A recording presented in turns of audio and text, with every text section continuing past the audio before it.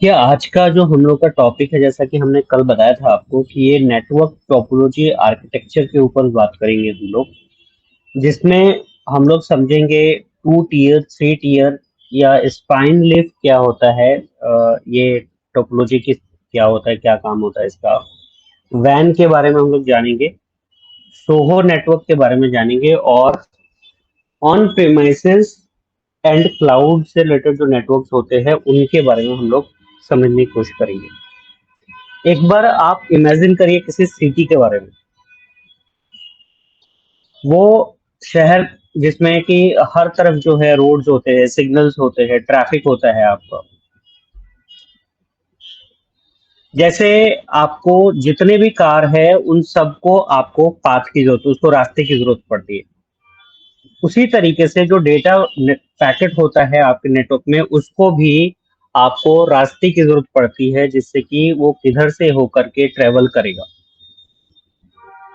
And just like cities have infrastructure planning, our network to have something called network topology architecture. अगर आपको एक perfect, fast और secure network बनाना है, तो आपको समझना होगा कि कौन सी आर्किटेक्चर कब यूज करनी है।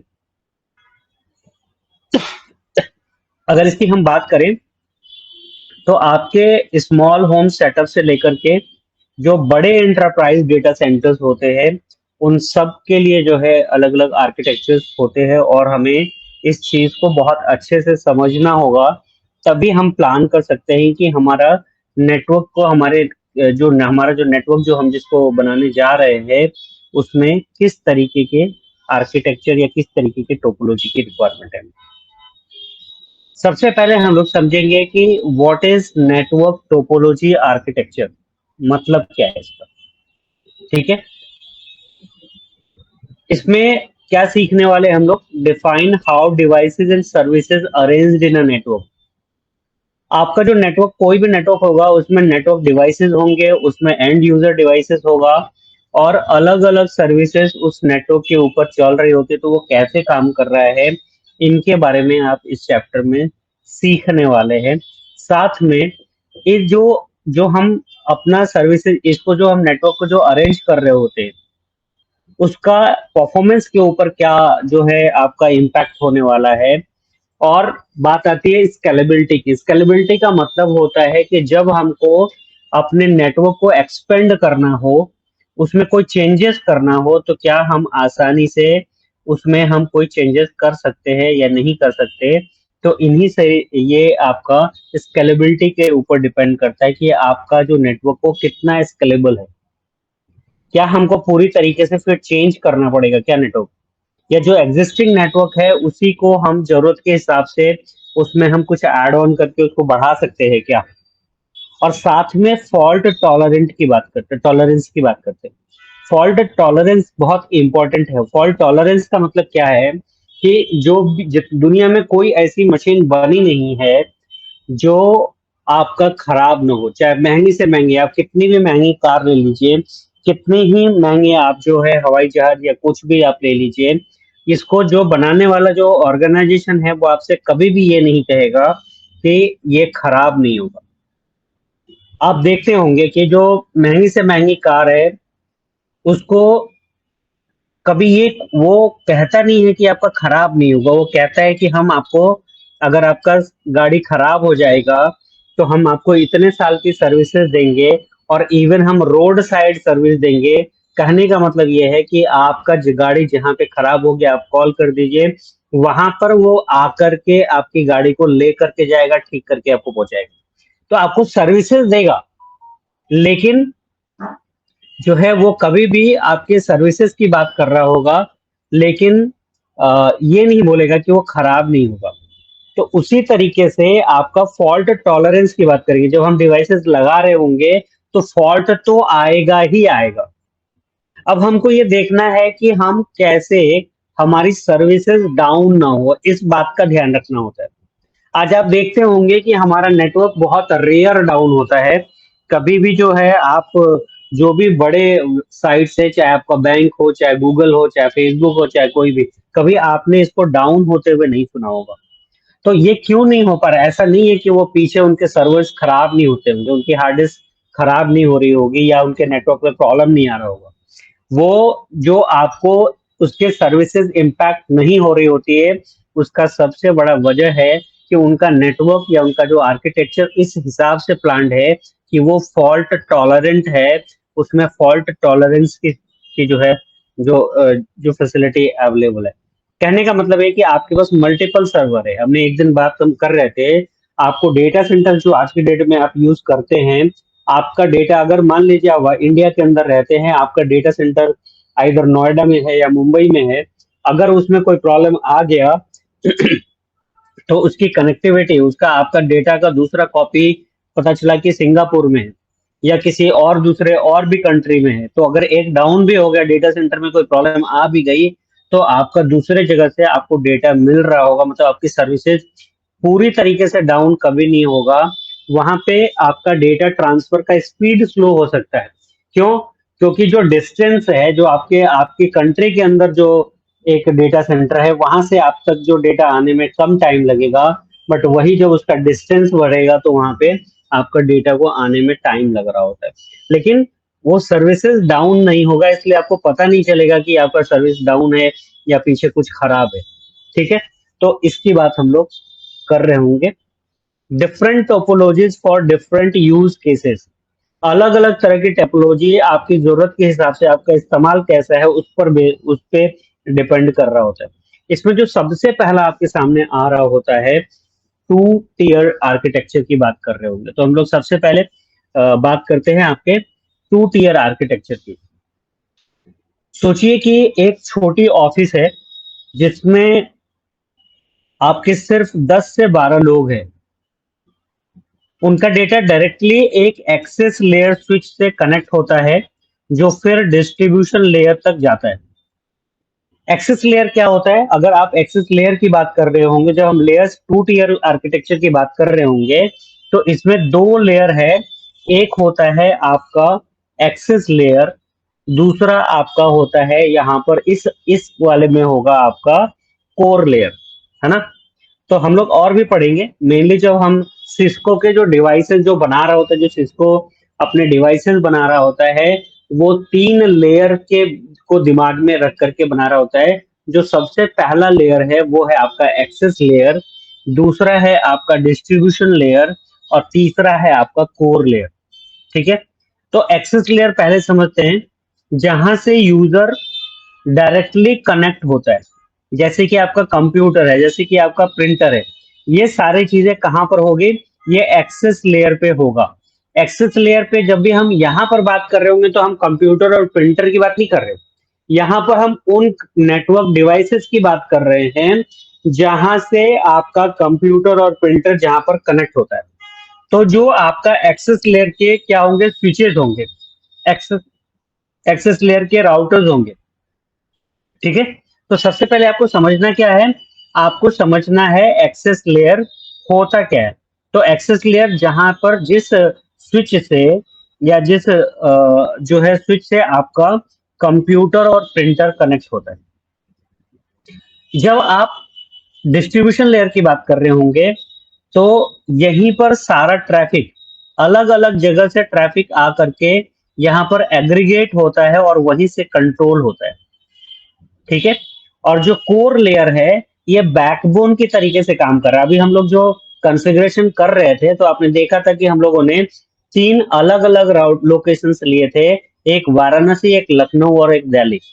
तो जो वाराणसी से डायरेक्ट जो कनेक्टिविटी हो रही होती है लखनऊ के बीच में, या लखनऊ से दिल्ली हो रहा है, वो जो बीच का जो जो जहां पर हम वो बैकबोन की जो कनेक्टिविटी होती है, वो कोर लेयर से होता है। ठीक है, तो हम बात करते हैं कि एक छोटी कंपनी जिसमें मान लीजिए कि सिर्फ 2 फ्लोर है, हर फ्लोर का एक अपना जो है एक एक्सेस लेयर का स्विच होगा, और दोनों फ्लोर से आपका ट्रैफिक जो है एक सेंट्रल स्विच तक जाता है। ठीक है, जो आपका डिस्ट्रीब्यूशन लेयर होता है। और इस तरीके के जो नेटवर्क को हम लोग यूज कर रहे होते हैं, वो स्मॉल और मीडियम जो साइज के जो नेटवर्क्स होते हैं, या जो स्मॉल और मीडियम टाइप के जो बिजनेसेस होते हैं, वहां पर हम लोग इसका इस्तेमाल कर रहे होते हैं। एडवांटेज क्या है? ये सिंपल नेटवर्क होगा, इसमें कॉस्ट जो है आपका बहुत ज्यादा नहीं होता, लो कॉस्ट आपका नेटवर्क होता है। लिमिटेशन क्या है कि आप इसको बहुत स्केल नहीं कर सकते अपने हिसाब से, बहुत इसमें एक्सपेंशन नहीं कर सकते, इसके साथ लिमिटेशन है, बहुत इसको आप बढ़ा नहीं सकते। ठीक है। Small office with switches connected to a central router. एक सेंट्रल राउटर से आपका जो एक्सेस लेयर का स्विच जो कनेक्ट होता है, वो 2 टीयर का आर्किटेक्चर का एग्जांपल है आपके सामने। अगला जो हम बात कर रहे होंगे तो ये हमारे पास आता है 3 टीयर आर्किटेक्चर की बात कर रहे होंगे। तो इसमें लेयर्स कौन कौन सा आ रहा है पहले भी हमने बताया। इसमें एक्सेस लेयर आपके पास आएगा, डिस्ट्रीब्यूशन लेयर भी हो यहाँ पे होगा, और कोर लेयर भी होगा। ठीक है। तो हम लोग पहले इस लेयर को समझने के बात कर रहे होते हैं। अब कहते हैं आप मान लीजिए कि एक लार्ज एंटरप्राइज में आप काम कर रहे हैं। अब ये इंटरप्राइज क्या होता है, हमने आपको पहले के क्लास में बताया है।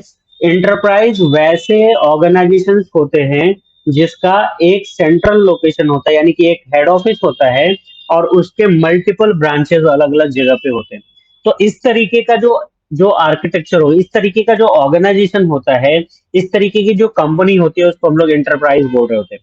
हम एग्जाम्पल, एक आसान एग्जाम्पल आप ले सकते हैं, कोई बैंक है, उस बैंक का एक हेड ऑफिस होगा, मान लीजिए मुंबई में उसका हेड ऑफिस है।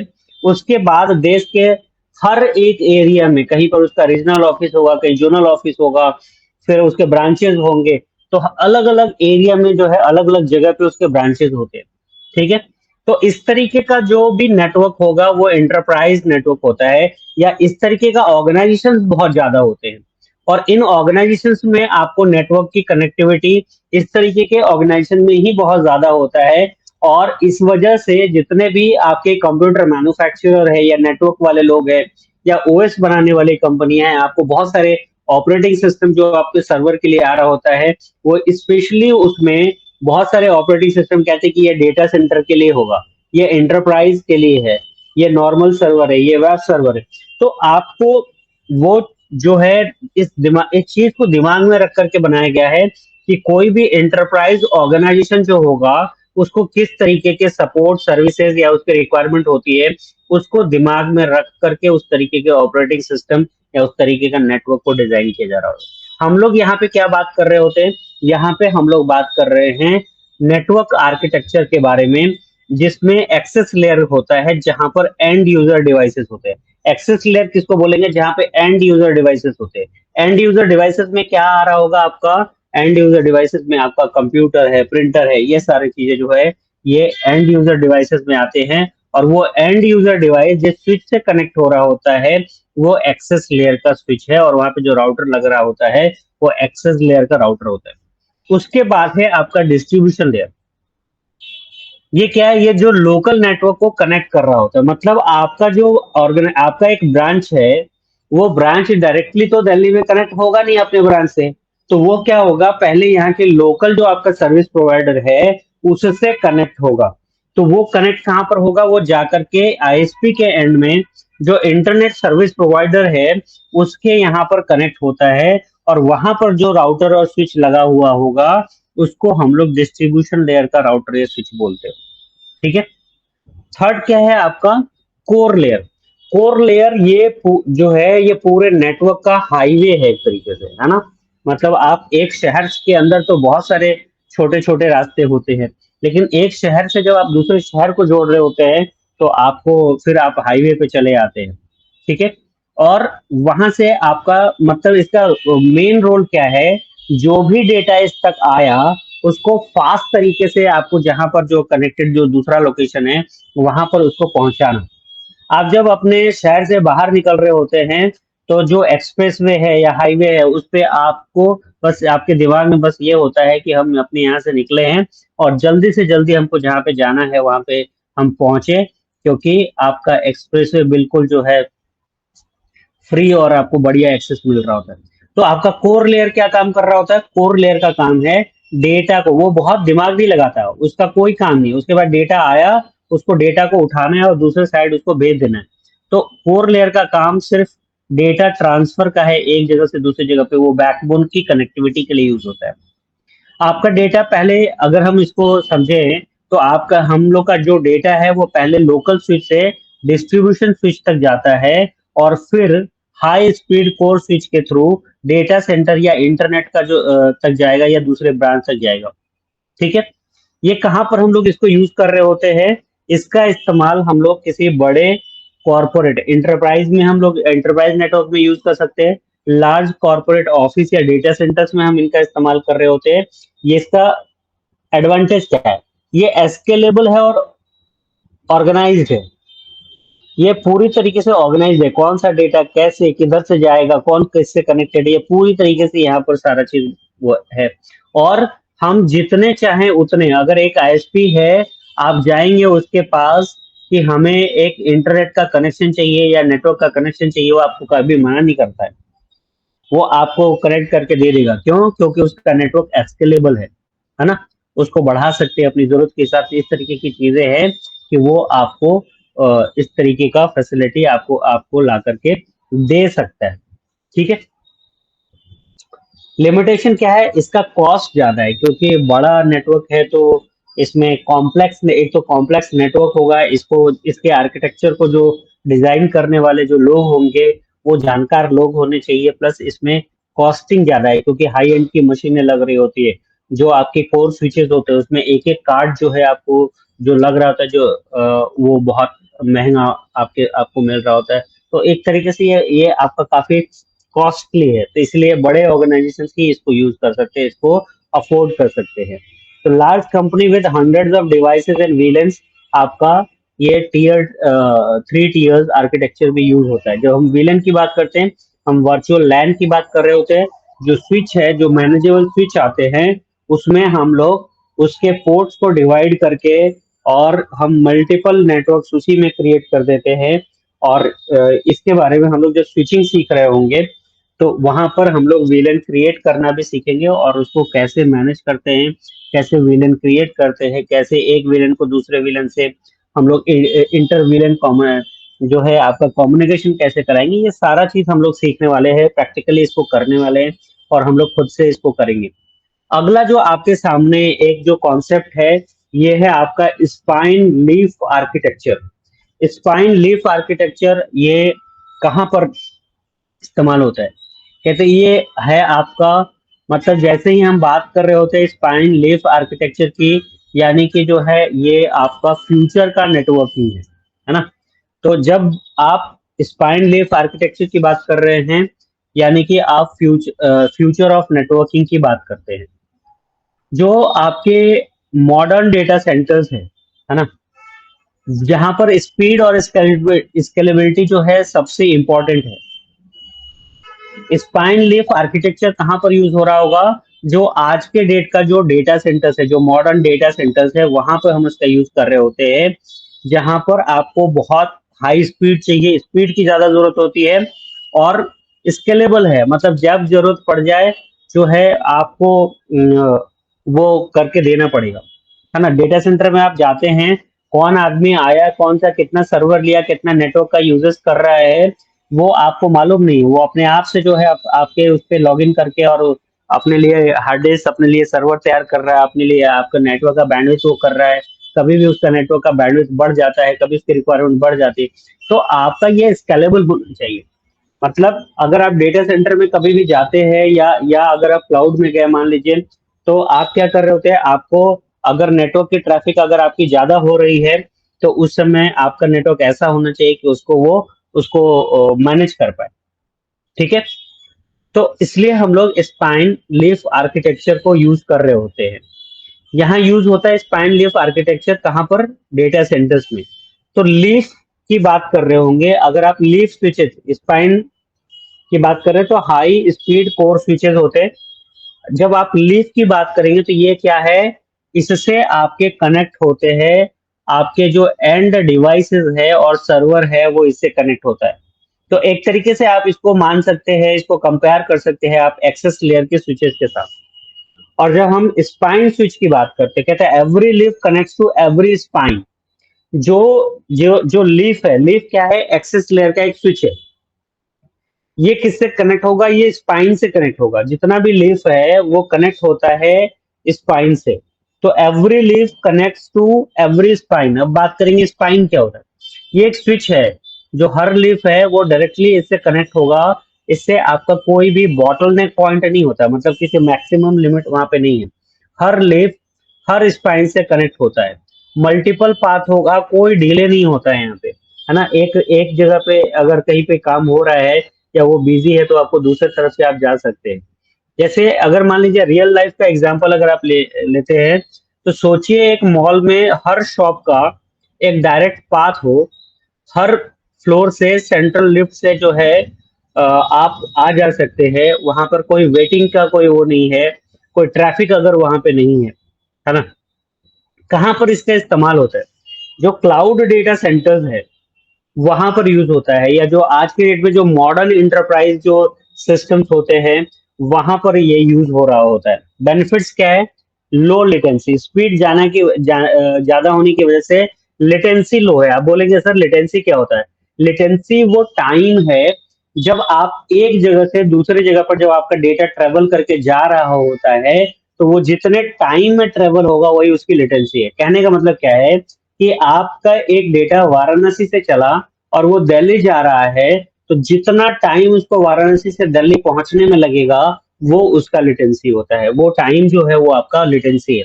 तो अगर आपका नेटवर्क स्लो रहेगा तो टाइम ज्यादा लगेगा, मतलब लेटेंसी आपका हाई रहेगा। लो लेटेंसी कहने का मतलब है कि बहुत कम टाइम में जो है आपको आपका डेटा एक जगह से दूसरी जगह पे पहुंच जाता है। और ये कब पॉसिबल होगा? जब आपका नेटवर्क जो है हाई बैंडविड्थ होगी वहां पे, स्केलेबल होगा। मतलब जैसे अगर हमारा लोड बढ़ रहा है, हमारा डेटा बढ़ रहा है, हमारे यूजर्स बढ़ रहे हैं, तो उस कंडीशन में हमको बैंडविड्थ भी अलोकेट होता रहे, हमें वो बैंडविड्थ मिलता रहे, है ना। तो आप नेटवर्क को इस तरीके से प्लान कर रहे होते हैं कि अगर कभी हमारा जो है हमारे नेटवर्क पे लोड अगर बढ़ रहा होगा, तो उस कंडीशन में हमें उस बढ़े हुए लोड के हिसाब से हमको सर्विसेज मिलनी चाहिए। ठीक है। इसलिए हम लोग डेटा सेंटर्स या इस तरीके के एंटरप्राइज सिस्टम में हम कॉन्फ़िगरेशन कर रहे होते हैं। और ये आपका स्पाइन लीफ आर्किटेक्चर है। मैं ये स्लाइड में इसके डायग्राम तो डिजाइन नहीं डाल पाया, लेकिन जो हम नोट्स आपको अपलोड कर रहे होंगे उसमें हमने ये सारा चीज जो है उसमें डाला है, और उसमें आप जो है अच्छे से उसको देख पाएंगे। अगला आपके सामने आता है वाइड एरिया नेटवर्क, है ना। ये क्या कर रहा होता है? अब बात करते हैं देश भर के कनेक्शन की, यानी कि वैन की बात कर रहे हैं, है ना। देश की ही नहीं दुनिया की हम बात कर रहे होते हैं। अलग अलग कंट्री जो है एक दूसरे से कनेक्ट होते हैं, वो सारा कुछ वाइड एरिया नेटवर्क के थ्रू होता है। इसका जो सबसे बेहतर एग्जांपल है वो है आपका इंटरनेट। क्या कर रहा होता है? Connects network over large geographical areas. और जैसा कि हमने अभी बोला कि इंटरनेट भी एक एग्जाम्पल है वैन का। ये सबसे बेहतर एग्जाम्पल है आपके वैन का। सोचिए एक लॉजिस्टिक कंपनी है ना, जिसका हेडक्वार्टर आपका मुंबई में है, और उसका वेयर हाउस जो है दिल्ली में, चेन्नई में और कोलकाता में। सबको कनेक्ट करने के लिए आपको क्या चाहिए? इन सारे ऑफिसेस को, चाहे उसका हेडक्वार्टर हो चाहे उसके वेयर हाउसेज है, उन सबको कनेक्ट करने के लिए आपको वैन की जरूरत है, वाइड एरिया नेटवर्क की जरूरत होगी। जिसमें जो हम टेक्नोलॉजीज यूज कर रहे होंगे वो हम MPLS या लीज लाइन या VPN वगैरह जैसे सर्विसेज का हम इस्तेमाल कर रहे होते हैं। कहाँ पर यूज हो रहा होता है ये? ज्यादातर ये आपका इंटरनेट कॉर्पोरेट ब्रांच कनेक्टिविटी के लिए यूज कर रहे होते हैं। और ज्यादातर कहाँ पे होता है? जो मल्टीनेशनल कंपनीज है या ISP है या बैंकिंग सिस्टम है, इन सब में इसका इस्तेमाल बहुत बड़े पैमाने पर होता है। इसका स्पीड अगर हम लैन के कंपेयर में बात करें तो इसका स्पीड कम होता है। लैन की स्पीड आपका 1 Gbps के आसपास, आपको 10 Gbps तक की स्पीड मिल रही है। मिनिमम आपको 1 Gbps का स्पीड आपको आज के डेट में कैट 6 केबल पे आपको मिल जाता है। उस तरीके के स्विच आ रहे होते हैं जो गीगाबिट को सपोर्ट कर रहे होते हैं। लेकिन जब आप इंटरनेट यूज कर रहे होते हैं तो वहां पर आप देखते हैं कि आपको ब्रॉडबैंड की स्पीड मिल रही है, तब भी अगर आपको 20 MB 30 MB आरपीएस की आपको स्पीड आ रही होती है, एक्चुअली आपको मिलता नहीं है। लेकिन फिर भी वो जो कंपनीज है आज के डेट में आपको बोलते हैं कि हम आपको 50 MB का स्पीड देंगे, तो एमबी का स्पीड देंगे, वो जीबी में नहीं जा रहा होता अभी, है ना। तो इंटरनेट अगर आप यूज कर रहे हैं तो आपको वो एमबी में ही मिल रहा है। कहने का मतलब है कि जब हम कंपेयर करेंगे तो लैन के कंपेयर में ये आपका इसका जो स्पीड होता है वो स्लो होता है। जैसा कि हमने आपको बताया कि हम इसका इस्तेमाल कहाँ पे कर रहे होते हैं, कोई कोई मल्टीनेशनल कंपनी है, जो आपके इंटरनेट सर्विस प्रोवाइडर हैं, या आपका बैंकिंग सिस्टम है, इन सब में आपका वाइड एरिया नेटवर्क का इस्तेमाल होता है। अब बात आती है सोहो की, है ना। सोहो का मतलब क्या है? Small office home office. क्या है? स्मॉल ऑफिस और होम ऑफिस की बात करते हैं।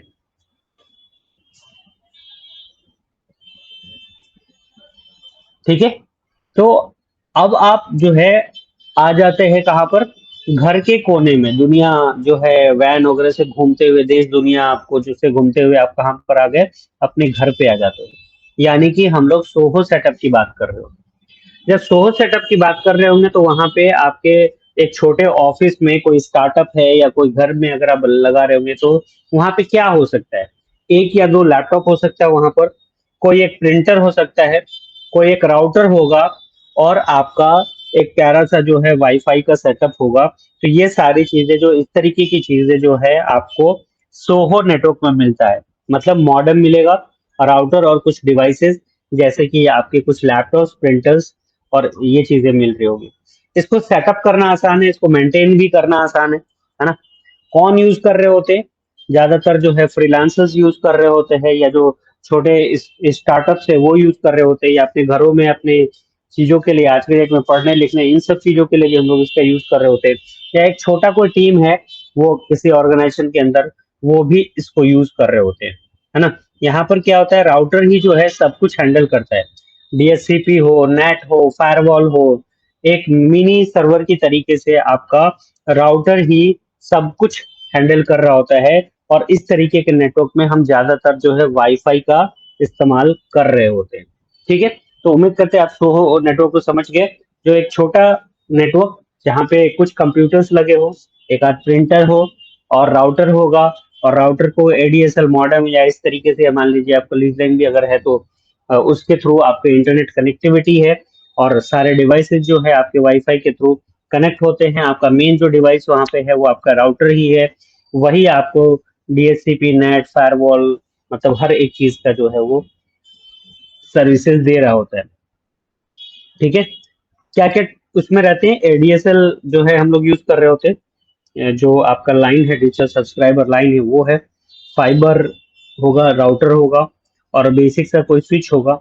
ज्यादातर जो है हम घरों में जो है छोटे बिजनेस कंसल्टेंट फ्रीलांसर्स के यहाँ पे हम लोग इसका यूज कर रहे होते हैं। ठीक है।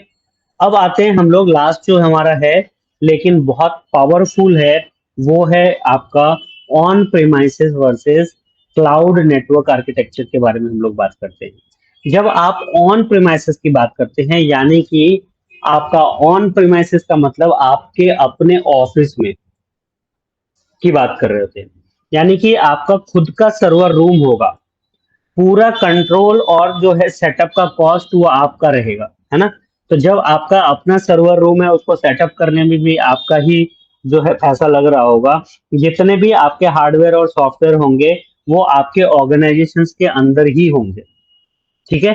तो सर्वर रूम भी आपका होगा, उस सर्वर रूम के ऊपर पूरा कंट्रोल भी आपका होगा। और जब सर्वर और बहुत सारी चीजें, पूरा चीज अगर आप कनेक्ट कर रहे होंगे, तो वहां पे उसको सेटअप करने का कॉस्ट भी बहुत हाई होगा। ठीक है। तो पूरा कंट्रोल रहता है इसमें, सिक्योरिटी आपकी बहुत हाई है, बट उसके बदले आपको काफी पे करना पड़ता है, high cost setup, high setup cost पे करना पड़ता है। दूसरा क्या है? आपको खुद से फिजिकली उन सारे चीजों को मेंटेन करना पड़ता है। ये सारा चीज आपको ऑन प्रीमाइसेस के साथ आती है, जो ट्रेडिशनली हम लोग पहले उसको यूज किया करते थे। ठीक है। दूसरा आगे आपके सामने क्लाउड की बात करते हैं। क्लाउड क्या है? ये सर्वर किसी और का, आप क्या कर रहे हैं? आप बस रेंट पर ले रहे हो उसको, है ना। आपकी जो चीजें हैं वो कहाँ पर होस्टेड है? रिमोट सर्वर पे। उस सर्वर का पैसा आपने नहीं दिया, वो किसका है? आपको एग्जाम्पल के लिए वो आप अमेजन वेब सर्विसेज से ले रहे हैं, AWS से ले रहे हैं, या फिर अजूर जो है आपको माइक्रोसॉफ्ट का सर्विस है आपका क्लाउड का, उससे ले रहे हैं, या आप जीसीपी के थ्रू जो है गूगल से आप ले रहे हैं, या बहुत सारे और भी आपके जो है क्लाउड से रिलेटेड वेंडर्स है। ये टॉप के 3 वेंडर्स है जिसमें से AWS का शेयर सबसे ज्यादा है, उसके बाद आपका अजूर है, और फिर जो है आपका जीसीपी है, यानी कि आपका गूगल है ना, गूगल क्लाउड प्लेटफॉर्म है। तो आप क्या कर रहे होते हैं, आपको पहले दिन अगर आपको एक सर्वर या कोई सर्विसेज लेना है, आपको कोई सॉफ्टवेयर नहीं खरीदना, आपको इंजीनियर नहीं रखना, आपको इंटरनेट की कोई खास कनेक्टिविटी कुछ नहीं करनी, आपको नेटवर्क का कनेक्शन नहीं लेना, आपको क्या करना है, बस जाना है, आपके पास एक प्लानिंग करने वाला, आपका नेटवर्क प्लानिंग करने वाला कोई जो है एक बंदा चाहिए, जो जा करके क्लाउड में आपका एक ऐसा दुकान है, वो इमेजिन करिए कि हम एक कंप्यूटर के शॉप में गए और वहां पर तमाम हार्डवेयर सॉफ्टवेयर सब कुछ रखा हुआ है, हमने अपने से लिया, अपनी मशीन तैयार करी, और उसके ऊपर हमने सॉफ्टवेयर डाला, उसके ऊपर हमने सारे सेटअप किए और हमारा काम तैयार हो गया बिना पैसे का। ठीक है, फ्री में तो कुछ मिलता है नहीं, है ना? तो आप क्या कर रहे होते हैं, आप उसको जो है रेंट पे ले रहे हैं, आप पहली बार में करोड़ों रुपए लगा नहीं रहे, लाखों करोड़ों रुपए जो सर्वर्स की कॉस्ट, जो पहले सेटअप करने में जो पैसा लगता है, वो आपका शुरुआती पैसा बच जाता है। ठीक है, ये क्या फ्लेक्सिबल होता है, स्केलेबल है, जब जितना जरूरत है उतना आप जो है उसका इस्तेमाल करिए, और इसका पेमेंट भी आप वैसे ही करते हैं, पे एज यू गो, जितना आप उसका इस्तेमाल करेंगे उतना पेमेंट दीजिए आप उसका। ठीक है, कहते हैं स्केलेबल है, and pay as you go, accessible anywhere, आप कहीं से भी एक्सेस कर सकते हैं, और ये आपका इसमें तो जो आपके जो फॉल्ट टॉलरेंस है वो बहुत ज्यादा है, क्योंकि मल्टीपल सर्वर्स होते हैं, और मल्टीपल सिर्फ सर्वर नहीं है, रीजन है, अलग अलग डेटा सेंटर है, आपका डेटा सेंटर भी अलग अलग रीजन में अलग अलग है। तो जब हम लोग AWS पढ़ रहे होंगे तो वहां पर हम लोग इसके बारे में बात करेंगे। ठीक है, जब हम क्लाउड की बात कर रहे होंगे, क्लाउड में आपके पास आज भी आप कई सारी चीजें जो है आप क्लाउड में आप करते हैं, जैसे आपका एक ऑफिस है, एक डॉक्यूमेंट स्टोर करना चाहता है आपका ऑफिस, तो ऑन प्रीमाइसेस आपको क्या करना पड़ेगा, अपने लोकल फाइल सर्वर पे आपको रखना पड़ेगा। लेकिन जैसे हम क्लाउड की बात कर रहे होंगे तो कहाँ पर रहेगा, गूगल ड्राइव है आपके पास, या जो है आपको AWS का S3 स्टोरेज है, वहां पे आप अपलोड कर सकते हैं, AWS पे अपलोड कर सकते हैं। ऑन प्रीमाइसेस कौन यूज कर रहे होते हैं, जहां पे आपको सिक्योरिटी बहुत ज्यादा चाहिए, जैसे बैंक है या गवर्नमेंट ऑर्गेनाइजेशन है ना, वो हम अपने देश के डेटा को दूसरी जगह पे नहीं दे सकते, अपना डेटा कहीं और नहीं दे सकते। तो बैंक भी ऑन प्रीमाइसेस तो रखते हैं, लेकिन आज की डेट में अपने कंट्री के अंदर कई सारे डेटा सेंटर्स में उसको आउटसोर्स कर रहे होते हो। ठीक है, तो एक क्लाउड में नहीं है, लेकिन डेटा सेंटर्स में है आपका, लेकिन वो आपके अपने कंट्री के अंदर। जब हम क्लाउड की बात करेंगे, खास करके जब हम AWS की बात कर रहे होंगे, जब हम अजूर की बात कर रहे होंगे, यानी कि वो आपके कंट्री में सर्विसेज नहीं दे रहा, वो आपके यहाँ पे तो है ही है, लेकिन वो डेटा आपके कंट्री से बाहर भी चला जा सकता है। ठीक है, इसलिए इन चीजों को ध्यान रखना पड़ता है, आपका ऑर्गेनाइजेशन किस तरीके का है, और आप जो है कौन सी सर्विसेज लेंगे, ये आपको ऑन प्रीमाइसेस लेना है या फिर क्लाउड लेना है, या आज के डेट में कुछ आपको हाइब्रिड टाइप का भी आपको यूज कर रहे होते हैं, है ना, या प्राइवेट क्लाउड यूज कर रहे होते हैं, अपने सर्विस आप डेटा सेंटर में मैनेज करने के लिए छोड़ देते हैं आप। ठीक है, अगर हम टिप्स की बात कर रहे होंगे, तो नेटवर्क का जो डिजाइन है ना, अगर हम लोग बात करें, तो नेटवर्क का डिजाइन ही उसकी जान होती है। गलत आर्किटेक्चर यानी कि स्लो और ब्रोकन नेटवर्क, अगर आपने गलत कर दिया तो वो नेटवर्क आपका स्लो हो जाएगा, वो ब्रेक होता रहेगा। सही आर्किटेक्चर का मतलब होता है कि आपका नेटवर्क सिक्योर होगा, फास्ट होगा, और फ्यूचर रेडी सिस्टम होगा, मतलब आगे जब आपकी जैसी जरूरत होगी उस हिसाब से आप उसको बढ़ा घटा सकते हैं, उसको एस्केलेबल बना सकते हैं। कहता first, for fast growing businesses start with 3 tier scalability, use spine leaf in data centres to avoid bottleneck. Bottleneck का मतलब कि उसमें लिमिटेशन नहीं है, एक अपर लिमिट नहीं है उसमें, है ना। Choose cloud if you want flexibility and low initial investment. आप क्लाउड की तरफ कब जाएंगे? जब आपको फ्लेक्सिबल चाहिए, जब जैसा चाहिए हम अपना चेंज वगैरह कर लें, और साथ में आपको इनिशियल इन्वेस्टमेंट आप ज्यादा नहीं करना चाहते, तो उस केस में आप क्लाउड में जाएंगे। तो इसका मतलब ये नहीं कि क्लाउड बहुत सस्ता है। आपको बहुत सारी चीजों के लिए आपको बाद में समझ में आता है कि किन किन चीजों के वो पैसे ले रहा होता है ना। तो अलग अलग तरह से पैसे ले रहा होता है, और बाद में चल करके बहुत लोगों को लगता है कि क्लाउड जो है हमारे लिए महंगा हो गया, इससे बढ़िया तो हम एक बार पैसे लगा करके भी सेटअप कर लेते। तो बहुत लोगों को ये बात समझ में बाद में आती है। ठीक है। तो आर्किटेक्चर का जो चॉइस है वो हमेशा डिपेंड किस पे कर रहा होता है? वो डिपेंड कर रहा होता है आपके साइज पे, आपके सिक्योरिटी पे, स्केलेबिलिटी की बात कर रहे होते हैं हम वहां पे, या स्पीड और आपके बजट के ऊपर जो है ये आर्किटेक्चर डिसाइड होता है कि कौन से आर्किटेक्चर में आप जाएंगे। कहता है कभी भी आप कॉपी पेस्ट ना करें, आपको प्लान करना होता है। आपका जैसा इस्तेमाल है उसके बेस पर आपको प्लान करना चाहिए, और उसी तरीके के आर्किटेक्चर में आपको जाना चाहिए। ठीक है।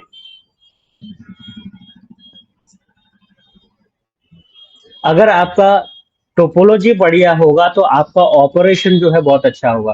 कहते गुरु मंत्र क्या था? Stronger your foundation. मतलब अगर यहाँ पे इसके केस में हम लोग लिखे तो टोपोलॉजी की बात कर रहे होते हैं। The smoother your operation. अगर टोपोलॉजी अगर आपने बढ़िया लिया होगा तो आगे का आपका काम जो है बहुत बढ़िया, बहुत आराम से चलेगा, स्मूथ रहेगा, कोई प्रॉब्लम नहीं आएगी आपको। क्या क्या टर्म्स हम लोगों ने यूज किया? लोकल एरिया नेटवर्क के बारे में बात किया। ये क्या कर रहा होता है? Connect devices with in a building. किसी एक खास बिल्डिंग के अंदर जो है आप डिवाइसेस को कनेक्ट करते हैं लोकल एरिया नेटवर्क में। वीपीएन क्या होता है? वर्चुअल प्राइवेट नेटवर्क है, सिक्योर रिमोट एक्सेस। आजकल जो है आप देखते हैं कि रिमोटली बैठ करके लोग काम कर रहे होते हैं। एक ऑर्गेनाइजेशन में, अपने ऑफिस में नहीं बैठे, ऑफिस से बाहर है, उसके लैपटॉप से काम कर रहे हैं, तो ऑफिस का डेटा लीक हो सकता है। लेकिन वो कैसे अलाउ कर रहे होते हैं? क्योंकि आप जब कनेक्ट होने जाएंगे तो आपको कनेक्टिविटी के लिए आप वीपीएन के थ्रू ही कनेक्ट होंगे। तो ये वर्चुअल प्राइवेट नेटवर्क है, एक पब्लिक, मतलब एक जो इंटरनेट है, जो पब्लिक नेटवर्क है, उसके ऊपर वीपीएन के थ्रू, जो वीपीएन क्या कर रहा होता है? एक टनल क्रिएट कर रहा होता है। मतलब आपका एक सेफ रास्ता आपके लिए देता है कि आपका डेटा बाकी के रास्ते से अलग ही जाएगा, है ना। जैसे आपका रोड है, कभी कोई अगर प्रधानमंत्री कोई और आ गए, कोई खास लोग, कोई वीआईपी आ गया, तो एक तरफ से रास्ता आपका उसको ब्लॉक कर दिया गया कि उस पर और कोई आएगा जाएगा नहीं, सिर्फ जो है आपके मुख्यमंत्री या प्रधानमंत्री या राष्ट्रपति जो आ रहे हैं वही जाएंगे, या जो आपका वीवीआईपी है वही जाएगा। तो इस तरीके से एक तरीके का वर्चुअल टनल क्रिएट हो जाता है, और उधर उधर ही से आपका डेटा जा रहा होता है। तो ये वीपीएन के थ्रू जो है हम लोग कर सकते हैं। आज के डेट में बहुत बढ़िया कॉन्सेप्ट है आपका एसडी वैन का। एसडी वैन ये सॉफ्टवेयर डिफाइंड वैन है, बेटर कंट्रोल के लिए। आप एक ही जगह से, जो आप जो राउटर अलग अलग डिवाइसेस लगा रहे थे, आज आप एक ही जगह से क्लाउड वगैरह में वो रह करके आप जो है एसडी वैन को कॉन्फ़िगर कर सकते हैं। जो है एक कंपनी है विप्टेला, विप्टेला का एसडी वैन सबसे बेहतर होता था, उसको जो है सिस्को ने एक्वायर किया है। और आने वाले टाइम में एसडी वैन बहुत पॉपुलर होने वाला है, बहुत ज्यादा जो है इस्तेमाल में आने वाला है। मुझे एक बार मौका मिला था इसके एक बैंक में के लिए, मैं जब सपोर्ट कर रहा था तो वहां पे वो लोग शिफ्ट होना चाह रहे थे कि हम एसडी वैन पे चले जाए। लेकिन वो चीजें जो है उसमें सारे राउटर्स वगैरह सब हटा करके उसकी कॉस्टिंग बहुत ज्यादा आ जाती। बट टेस्टिंग हुआ, एसडी वैन का टेस्टिंग हुआ। बेप्टेला का ही डिवाइस था जिसके जिसपे वो टेस्टिंग हुई। लेकिन वो उस समय इम्प्लीमेंट नहीं हो पाया। हो सकता है कि आने वाले टाइम में वो कभी जो है उसको लोग इम्प्लीमेंट करें। लेकिन आने वाला टाइम जो है आपका सॉफ्टवेयर डिफाइंड वैन का ही है। इसमें हम बेटर कंट्रोल कर सकते हैं, सेंट्रलाइज एक जगह से कर सकते हैं, और इसमें प्रॉब्लम के चांसेस कम हो जाते हैं। क्विज आ गया। क्या कहते हैं? व्हाट इज अ की benefit of spine leaf architecture? इसका क्या फायदा है? लो कॉस्ट तो नहीं हो सकता, हाई लेटेंसी, हाई स्केलेबिलिटी, मतलब इसमें हम जैसा चाहे वैसे अपने हिसाब से चेंज कर सकते हैं नेटवर्क में। ठीक है। And fewer cables. तो क्या है स्पाइन लीफ आर्किटेक्चर का? जो की बेनिफिट है वो हाई स्केलेबिलिटी है, मतलब अपनी जरूरत के हिसाब से आप नेटवर्क में चेंजेस अपने हिसाब से बढ़ा सकते हैं, घटा सकते हैं। अपने रिक्वायरमेंट के हिसाब से उसको स्केल कर सकते हैं। अगला सवाल क्या है, which architecture is best for small business. Small business के लिए क्या है आपके लिए सही है, 3 tier network, spine live, Soho जो है आपके लिए जो ज्यादा बेहतर है छोटे नेटवर्क के लिए, हम लोग स्मॉल ऑफिस होम ऑफिस वाले नेटवर्क की तरफ हम लोग जाते हैं। ठीक है, नेक्स्ट क्वेश्चन क्या है, what does the core layer do in a 3 tier network. Core layer का क्या काम है, बताया था आपको, कनेक्ट्स एंड डिवाइसेस नहीं, ये काम नहीं है इसका। Routers routes traffic between layers, तो ये आपको ट्रैफिक रूट करने के लिए ही हम लोग इसका इस्तेमाल कर रहे होते हैं। प्रोवाइड वायरलेस एक्सेस नहीं करता है ये, फिल्टर पैकेट ये काम इसका नहीं है, फिल्टर पैकेट हम लोग डिस्ट्रीब्यूशन लेयर पे कर रहे होते हैं। जितना डिसीजन वाला काम है सब डिस्ट्रीब्यूशन लेयर पे कर रहे होते हैं। आपका कोर लेयर पे सिर्फ जो डेटा उसको आ गया उसको फास्ट तरीके से एक जगह से दूसरी जगह पे उसको रूट करना है। क्या है, choose your network topology based on size, scalability needs and business goals, ये आपका समरी है। A good architecture grows with you, आपके साथ ही वो बढ़ता है। तो इस तरीके से हम लोग बेसिक नेटवर्क आर्किटेक्चर जो आज के डेट में जो यूज हो रहा होता है, हम लोगों ने टोपोलॉजी के बारे में पहले भी पढ़ा, जिसमें वैन लैन मैन और कैन वगैरह के बारे में बात कर रहे थे। बट अभी के जो टाइम में जो जिस तरीके के आर्किटेक्चर या नेटवर्क टोपोलॉजी की हम लोग बात कर रहे होते हैं, जो लेटेस्ट जो मॉडर्न जो टेक्नोलॉजी है उसकी बात हम लोग आज कर रहे थे, तो ये नेटवर्क टेक्नोलॉजी से रिलेटेड आपका बेसिक इन्फॉर्मेशन है ये आज कंप्लीट हो गया। अगले क्लास में हम लोग किसी और टॉपिक पे पढ़ाई करेंगे, तो आज के लिए इतना ही। Thank you.